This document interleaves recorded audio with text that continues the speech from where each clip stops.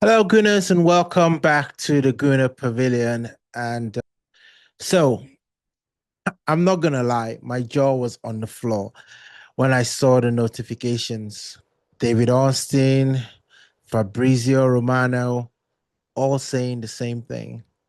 Noni Madueke is on his way to Arsenal in a deal worth £52 million. And my immediate reaction, like so many of you, was, oh my goodness. Why Madueke? What have we seen in him that Chelsea apparently haven't? Let's be honest, goodness. Most of us haven't rated Madueke that highly watching him at Chelsea. So naturally, it feels weird suddenly hyping him up just because he might wear red and white. And look, I'm as guilty as that as anyone, right? As Arsenal fans, sometimes we talk ourselves into believing the best about a player simply because he's ours now, right? I remember how we all bent over backwards trying to justify the Williams signing. And look how that turned out, right? The less we say about that, the better. But let's be fair. Let's try to understand who is Noni Madueke as a player. Why might Arteta think he's the right fit? Are there parallels to the Havertz signing? And is this another case of Arsenal paying big money for a player we hope Arteta can transform? Let's get into it.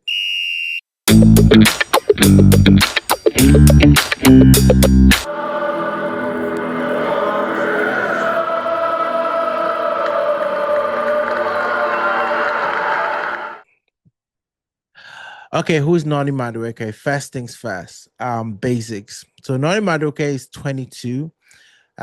Started out in Crystal Palace youth setup, then joined Spurs Academy, and then at 16 he left for PSV Eindhoven in the Netherlands.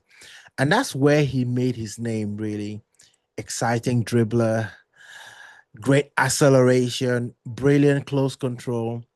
He had 20 goals and 14 assists in 90 appearances for PSV. And then in January 2023, Chelsea signed him for about 30 million euros. And well, that's where the story gets messy. Madueke has had moments of brilliance at Chelsea. Let's be clear, like flashes of skill, beating players, scoring some nice goals. But his time has been very inconsistent. Injuries have held him back.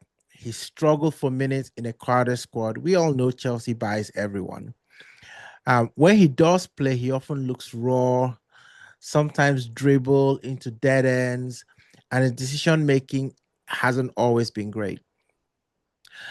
The picture, though, since joining Chelsea is that Madueke has played 73 matches across all competitions and he scored 15 goals and provided 5 assists. In 2023, he scored 5 goals and had 2 assists in the Premier League, plus 2 more goals in the EFL Cup.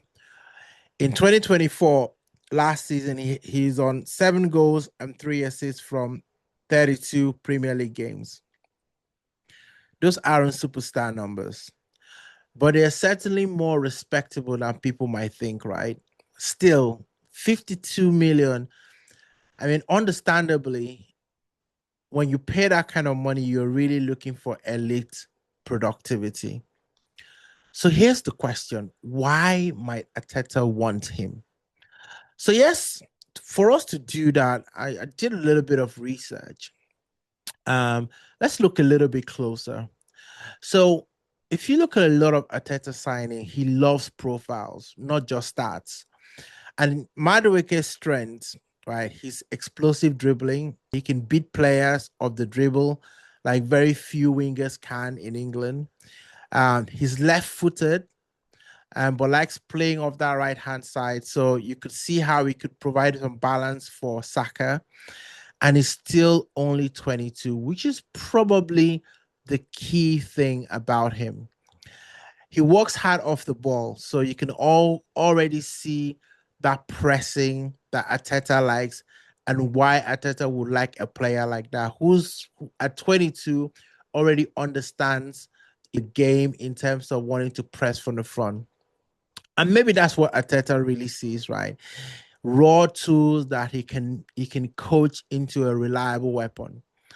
But here's the thing. Everybody is going crazy about this one. I think the fan base is really split on this one. For instance, there's a guy on Twitter at Bolu Lawson One. He simply posted the hashtag no to Madueke. And that one line says it all. There's another fan at Oluwatomin at AFC, and he wrote, "Nobody wants Madueke at Arsenal." And that bloodness sums up a lot of what people are feeling. There are people that are actually not just questioning the Madueke purchase, but they are also talking about fallout elsewhere, about Martinelli leaving, Trossard being sold. But at the same time, there are fans who are saying, trust Arteta, look at how Havertz turned it around. And I think that is the heart of the debate. The potential for Madueke is clear, but this is a big race. Big race. So let's be honest, Gunners. We all asked the same question when Arsenal signed Kai Havertz. Why spend 60 million on a player who struggled at Chelsea? Where will he even play? And while Havertz still divides opinion, there's no denying he improved massively when he came to Arsenal. He found a bit of rhythm, he scored important goals, and started looking like a player with a clear role. And I still remember the meltdown online when we signed him. And then by March, people were singing his name. I think that's just a reminder sometimes that perhaps the manager sees things in players that the rest of us don't. So maybe, and just maybe, this is the hope. Arteta believes he can do the same with Madueke as he did with Havertz. But let's talk about the elephant in the room, guys. 52 million pounds. And I can hear a lot of you say that. That's huge money for a player who hasn't consistently produced elite numbers in the Premier League.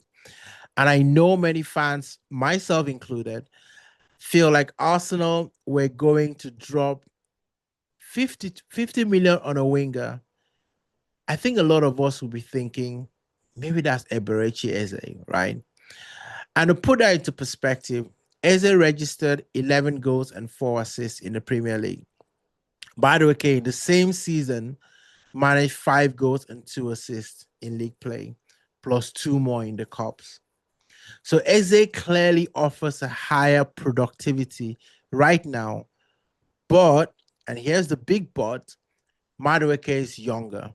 So possibly his wages will be cheaper. It's probably another thing that we need to take into consideration. And maybe Arteta feels that the ceiling is a lot higher for Madueke. And let's not forget, Chelsea are also under FFP pressure. They may be open to cashing in on Madueke. I know Enzo Maresca has said nobody has asked Madueke to leave, but they weren't shy about asking for 50 million for him, right? To be honest. And Arsenal might see this as just an opportunity rather than overpaying, considering the age of the player. But honestly, I feel is a lot of money, right? 52 million is big money. Is the price of hope that Arteta can unlock something special. So, where do I stand with Madueke signing? I'm not against Madueke as a player. There's talent there. The dribbling is electric. He's still young. But at 52 million, I'll call this a risky signing. Because so far, Madueke hasn't shown consistency in the Premier League in terms of end product. And honestly, it does feel a bit odd that we've spent nearly 60 million on Havertz and now 52 million on Madueke. Two players with question marks about whether they truly solve the Arsenal problem. That said, if there's one thing Arteta has proven, is that he can coach players into new roles. think about Merino, think about the Havertz, right? Maybe Madueke will be the next project who thrives at the Emirates. And look, imagine Madueke comes in, finds confidence, and becomes a 15-goal winger. Maybe the same sort of thing that Anthony Gordon had in Newcastle in terms of impact. Then maybe 52 million doesn't look so crazy, right? Because remember, there's plenty of signings that look risky at first, but turn into heroes. Havertz, Giroud, sometimes patience play off. At the same time, I just can't shake the feeling that Arsenal are rolling the dice a bit. As as I saw another fan that was saying, Arsenal love to stress us every summer. That is tradition. And honestly, that's probably true. So, guys, what do you guys think about the signing? Are you excited about Madueke? Put that in the comments, or are you worried? Would you rather Arsenal go for someone like Eze? I mean, the reports suggest that Arsenal may still go for Eze. But does this signing leave you scratching your head? Or do you trust Arteta's judgment after the Havertz signing? Drop your comments as well. And let's be respectful about this because, to be honest, he's now going to be an Arsenal player and we've got to bring all the support that we can for him. But also don't forget to like and subscribe and share because this is what we do, right? And check out my other videos. I did a video about the Kepa signing as well and what Arsenal midfield will potentially look like now that Zubimendi is there. So you guys take it easy. I'll see you in the next one.